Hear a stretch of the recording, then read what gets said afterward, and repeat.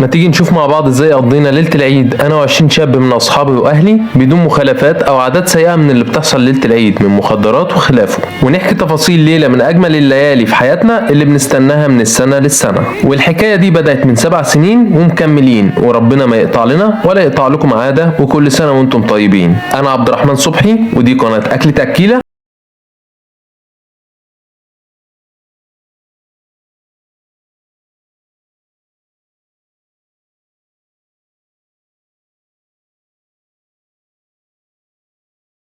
انا واسلام صاحبي، وكالعاده احمد عبد الرحمن بيجي معانا علشان ينام في العربيه. وقف فيه الفيل. جبنا الحاجه كلها اللي محتاجينها، بعدين طلعت روقت المكان اللي هنقعد فيه، وكالعاده هو مكان لم الشمل، السطح المتواضع لبيتنا الريفي.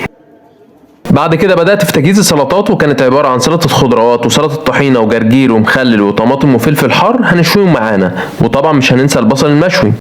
بعد كده بدأت في التتبيلة، وبدأت بالفراخ الشيش، وكان معايا فرختين حجم الفرخة كان 1.5 كيلو مغسولين بالخل والملح كويس جدا. فتحت الفرخة من النص، بعدين قطعتها لقطع صغيرة، يعني الفرخة اتقطعت لحوالي 20 قطعة. في بولة فاضية نزلت بعلبة زبادي سادة، عصير ليمون، زيت، عصير طماطم، مية بصل، عسل نحل، وملحتها بملح وخل وفلفل اسود وتوم بودرة، بابريكا وكزبرة و7 بهارات وصويا صوص. قلبت المكونات كلها مع بعضها كويس جدا، بعدين نزلت بالفراخ في التتبيلة وقلبتها كذلك في التتبيلة كويس جدا عشان تشرب التتبيلة، وغطيتها وشلتها في التلاجة. بدأت بعد كده في الكباب الحلة، وده كان عبارة عن 2 كيلو لحمة بناتي متقطع قطع متوسطة، وقدهم كمية من البصل متقطعة شرايح. في حلة على النار نزلت بسمنة وزيت، ونزلت عليهم باللحمة وسبتها لحد ما تنزل ميتها. في حلة تانية نزلت بزيت، ونزلت عليها بنص كمية البصل اللي موجود معانا، ونزلت بمعلقة سكر عشان يتكرمل. بعدها اللحمة نزلت ميتها، بدأت في التقليب، ونزلت بكمية صغيرة من اللبن، وده علشان تطري اللحمة معانا مع استمرار التقليب. بعدين نزلت بمعلقة صغيرة من السكر، وده كده البصل اتكرمل معانا. نزلت بيه على اللحمة وقلبتها كويس جدا. بعد كده تبلتها فلفل اسود وتوم بودرة و7 بهارات ورشة جوز الطيب، وسبت الملح في الاخر عشان تستوي بسرعة. بعد كده نزلت بكمية البصل اللي باقية وقلبتها كويس جدا، وكل شويه كده كنت بزودها شوربه علشان خاطر ما تتحرقش. زودت الملح في الاخر وسبتها على نار متوسطه لحد ما تستوي. عايزك بقى تملي عينك من الاجواء والروح اللي موجوده في صحابي، واللي يعتبروا نعمه كبيره من ربنا في حياتي، واللي بداوا في تحضير السفره وتوزيع السلطات على الطبليه. وهنا عشاق كره القدم كنا مشغلين ماتش ريال مدريد والسيتي في ذهاب ربع نهائي دوري الابطال. وهنا اسلام كان في محاوله جاده لاشعال الفحم، وبالفعل عمل كده وشغل البلاور علشان الفحم يولع بسرعة.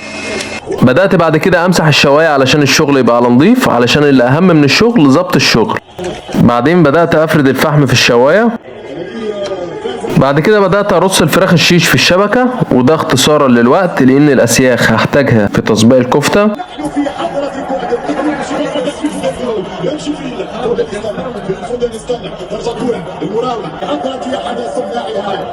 وبالفعل رصيت الفراخ كلها على الشبكة. بعدين بدأت انزل بالطماطم في الاسياخ ونزلت بيها على الفحم، وكل دقيقة كده كنت بقلب الفراخ على الفحم. بعد كده بدأت اسيخ الكفتة، واحمد رمضان كان بينظف البصل عشان احطه في السيخ. نزلت بالكفتة على الفحم، وهنا كنت بدهن الفراخ من التتبيلة بتاعتها. ودي كده طريقة تسييخ الكفتة، والفيديو كامل ظاهر قدام حضراتكم حالا في علامة الاي، وموجود في البيج، وكذلك فيديو الكبدة الاسكندراني والرز بالشعرية. وده كده شكل السفرة قبل بداية الملحمة. الكفتة استوت، وكان في خناقة على مين اللي هيعمل تيست ويشوف السوا بتاعها. وإليكم بعض اللقطات النادرة والحصرية. الكفتة مستوية وحاجة على كيف كيفك.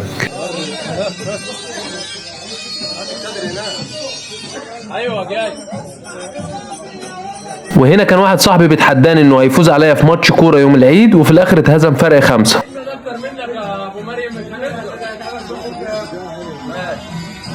على هذا بس علينا، على هذا علينا.